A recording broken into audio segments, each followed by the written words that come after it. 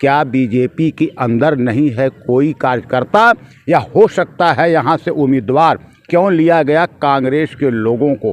क्या है मोदी का विश्वास? यही है मोदी की गारंटी। पूरे देश के अंदर ये चर्चा थी, नवीन जिंदल ने कोयला घोटाला किया और 10 साल तक नवीन जिंदल साइलेंट रहा, देश विदेश भागता रहा। अरबी चुनाव से 10 दिन पहले एकदम प्रकट हो गया और अपनी मान मर्यादा सारी भूल गए। जो कांग्रेस की जो गोद में पड़ा छोटा था जब उसके माता पिता कांग्रेस में थे, अब एकदम बीजेपी में आ गया, दूध का धोया हो गया। ले हम तो एक बात जानते हैं, मैं आपको बता दूं, मैं कैमरामैन से कहूंगा कि ये प्राचीन ब्रह्म सरोवर है, यहाँ से जो निकलती है सच्चाई वो भी स्वामी की जुबान। स्वामी जी खुद कह रहे हैं कि जिनके ऊपर कोयला घोटाला यानी 1,86,000 करोड़ का घोटाला व्यापारी, इस समय मोदी जी के पार्टी में आने के बाद साफ हो गया, ये स्पष्ट है। आखिर क्यों कहे स्वामी जी? क्या कुछ जानते हैं नवीन जिंदल के बारे में? स्वामी जी जरा नवीन जिंदल के बारे में। देखिए, नवीन जिंदल से ज़्यादा हम उसके पिताजी के बारे में जानते हैं।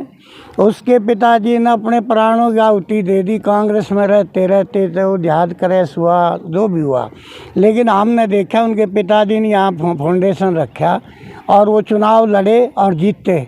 बहुत अच्छा जो है कांग्रेस ने उनको एक मान सम्मान दिया और उन्हीं के जाने के बाद जिंदल साहब आए। जिंदल साहब को भी यहाँ के लोगों ने जिताया, हाथों पर रखा और जिंदल साहब ने भी अच्छे काम किए। अब पहले जो कन्यादान किए उनको अब गिनती करवा रहा, मैंने ये किया वो किया। भाई तूने किया तो कांग्रेस ने तुझे ऊंचे पद पे भी बिठाया, आज कांग्रेस छोड़ करके बीजेपी में चला गया। आप ये बात करो कि पूरे हरियाणा में 8 कैंडिडेट जो है कांग्रेस के हैं जो बीजेपी के टिकट पर लड़ रहे हैं। क्या बीजेपी में कार्यकर्ता नहीं थे? बीजेपी के जो लोग सारी ज़िंदगी लगा दी उनको टिकट नहीं दिया, कांग्रेस वाले तोड़ गए उनको टिकट दे दिया और उनको टिकट दे कर अब ये साफ हो गए, दूध के धोए हो गए। किसी पर 70,000 करोड़ का घोटाला। इस प्रकार से स्वामी जी का कहना है कि क्या बीजेपी में कोई उम्मीदवार नहीं था? क्या भारतीय जनता पार्टी में ऐसे प्रत्याशी नहीं थे कि उन कांग्रेसियों को तोड़ा गया जिन कांग्रेसियों पर कभी न कभी कोई आरोप था या न था, लेकिन नवीन जिंदल पर तो था।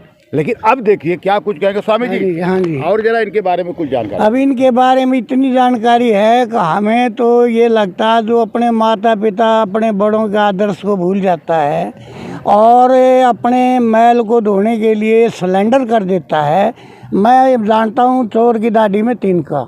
जरूर जिंदल ने कोई न कोई घोटाला किया है, नहीं तो जिंदल जो अपने माता पिता के पद चिन्हों से हटके बीजेपी में नहीं आता। उत्तर के मैदान में महाभारत हुई, यहाँ द्रौपदी का चीरहरण हुआ, लेकिन द्रौपदी के पास सच्चाई थी और चीर बढ़ता चला गया, दुशासन हार गया, द्रौपदी जीत गई। यहाँ पर सत्य की जीत होगी और अधर्म का नाश होगा। दीनानाथ, आप देख रहे हैं जन संसद न्यूज़। मैं आपको बता दूं कि आज मैं कुरुक्षेत्र की उस धरती पे हूं जहां प्राचीन ब्रह्म सरोवर स्थान है, जहां पे आए दिन स्वामी लोग भी आते हैं, सभ्य लोग भी आते हैं, बड़े बुजुर्ग आते हैं। यानी कहीं न कहीं ये कहा जा सकता है कि कुरुक्षेत्र की दिल कही जाती है ब्रह्म सरोवर।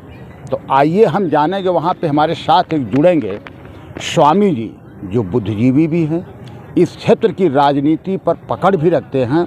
क्या कुछ कमी है, क्या कुछ विशेषता है किन प्रत्याशियों में, हम जानेंगे स्वयं पहले स्वामी जी से। स्वामी जी आपको प्रणाम, सादर प्रणाम।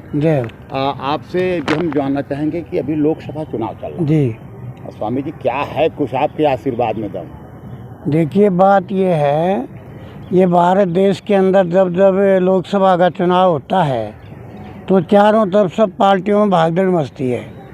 हमारा जो ये कुरुक्षेत्र धर्म क्षेत्र कुरुक्षेत्र ये पवित्र भूमि है, के ऊपर कोयला घोटाला था जिस पे स्वामी जैसे लोगों का जो बयान है वो बहुत बड़ा मूल्यवान है। तो देखते रहिएगा जन संसद न्यूज़। अपना कमेंट बॉक्स में देना न